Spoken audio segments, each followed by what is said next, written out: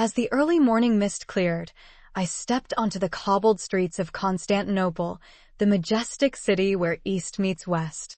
The golden domes gleamed in the sunlight, promising an adventure steeped in history and culture.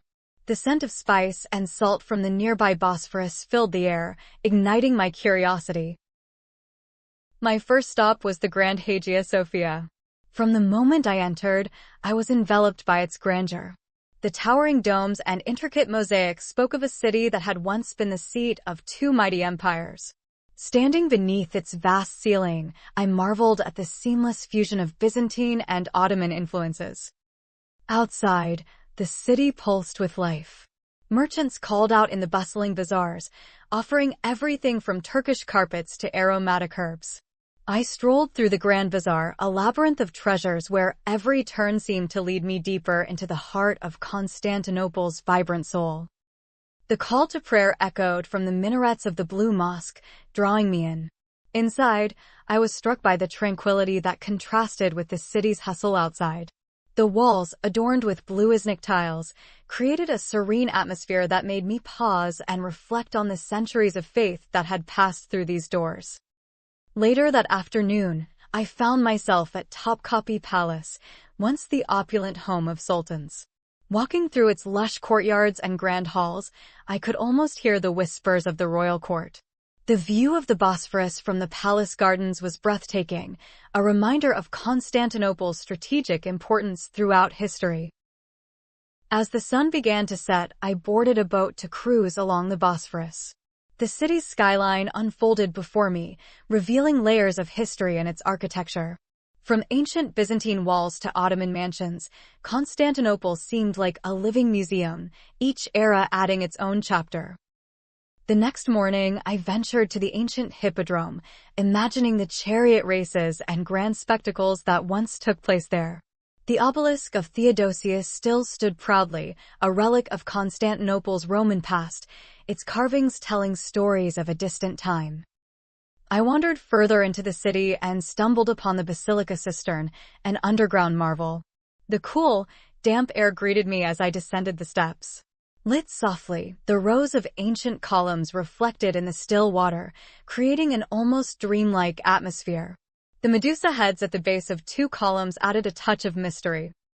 Lunchtime brought me to a small cafe by the water. I ordered a traditional Turkish meal, succulent kebabs, flaky borek, and rich, dark coffee.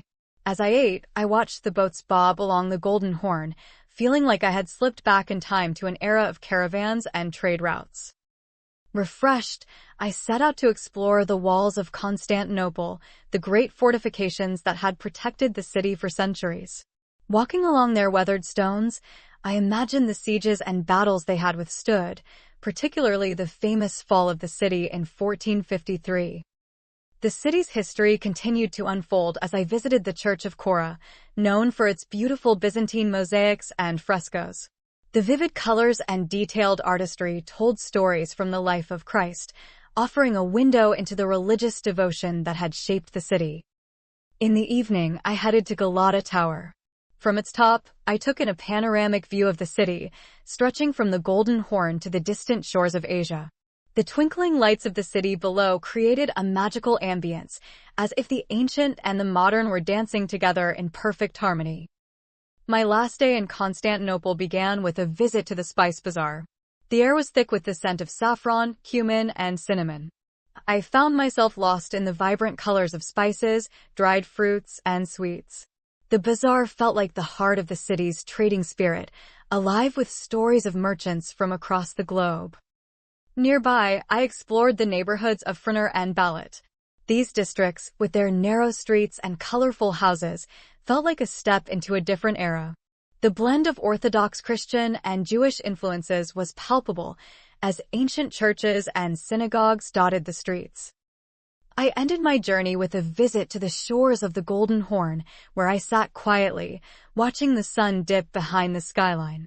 The water shimmered in the fading light, and for a moment, I felt a deep connection to this ancient city that had witnessed so much. As I prepared to leave Constantinople, I realized how much the city had changed me. It was more than a city. It was a mosaic of civilizations, where every corner held a piece of the past waiting to be uncovered. My time here was a journey through time itself, from the grandeur of the Byzantine Empire to the splendor of the Ottoman rule. Constantinople had shown me that history is not just found in books, but in the streets, the walls, and the people who call this place home. I left Constantinople with a heart full of memories, each one a piece of the city's intricate tapestry. As my boat sailed away across the Bosphorus, I glanced back at the skyline one last time, already knowing that one day I would return to this timeless city.